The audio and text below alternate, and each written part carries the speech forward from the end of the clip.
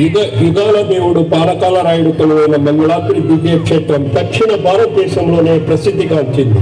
జీవనది కృష్ణానదికి అతి చేరువలో నెలకొని ఉంది వైష్ణవ క్షేత్రం.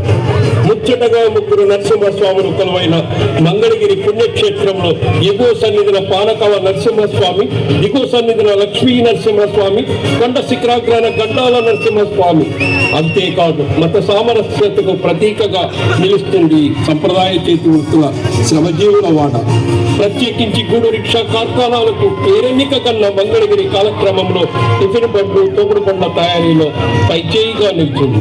ఆధ్యాత్మికంగాను చేనేత కేంద్రంగాను ఖ్యాతినార్జించిన చైతన్యగడ్డ మంగళగిరి రాజా వాసిరెడ్డి వెంకటాద్రి నాయుడు పాలనలో నిర్మించిన అంబరాన్ని తాకుతున్నట్టుండే 11 అంతస్తుల గాలి గోపురం మంగళగిరికే ముకుటాయమానంగా నిలుస్తుంది.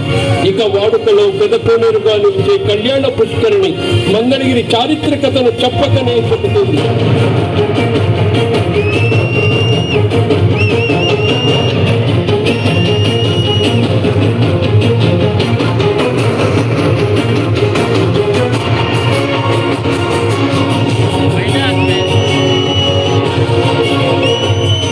ప్రాచీన చరిత్రకు ఆనవాలుగా, చరిత్ర ప్రేమికులకు స్వర్గధామంగా నిలుస్తాయి ఉండవల్లి గుహలు.